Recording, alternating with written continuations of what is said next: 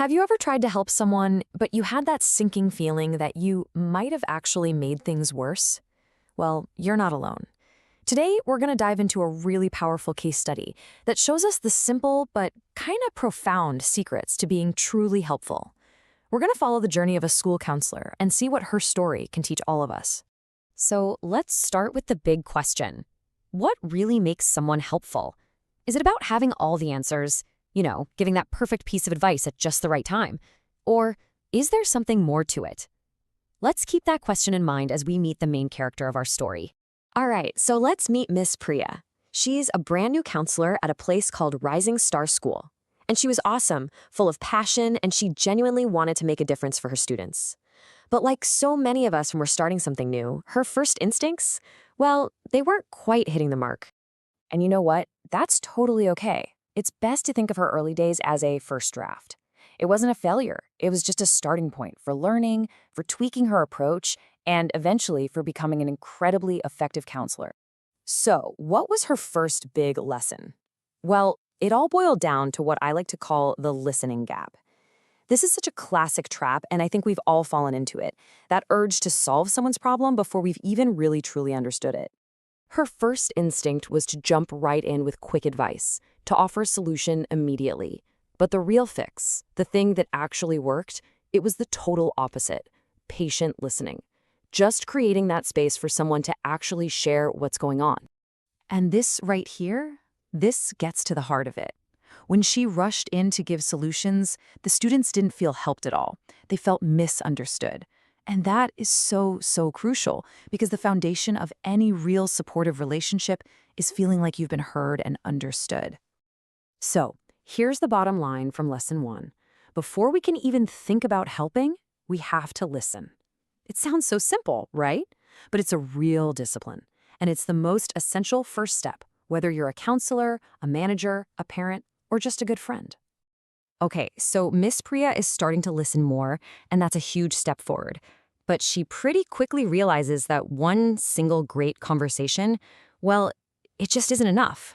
There's another critical piece of the puzzle that she's missing. Here's another one of those big shifts in thinking.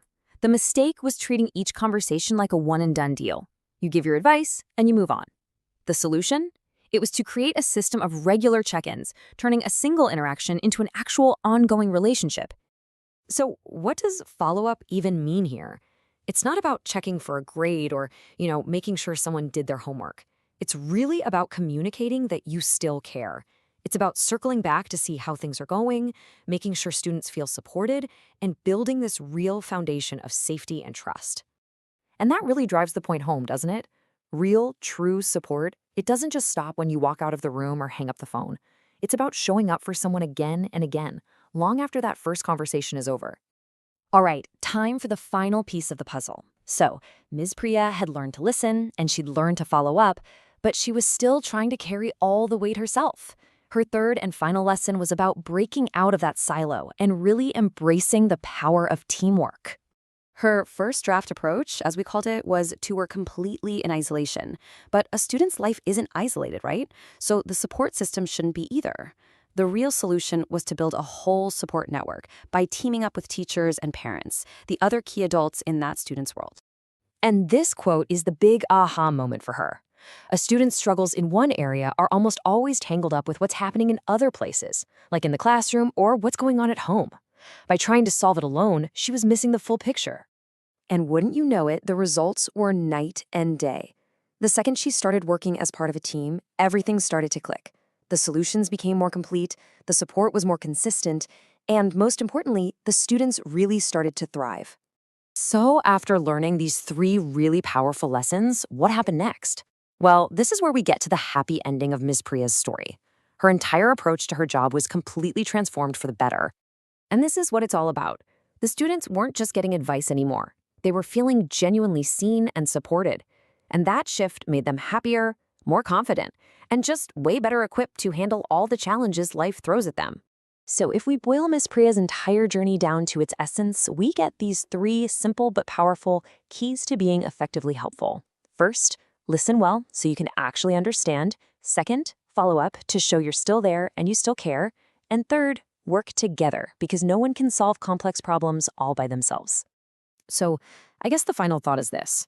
True support isn't a one-time fix. It's not a single action. It's a continuous cycle of listening, of caring, and of collaborating. And honestly, that's a lesson that goes way beyond a school counselor's office. It's something we can all apply in our own lives. Thanks for joining us for this explainer.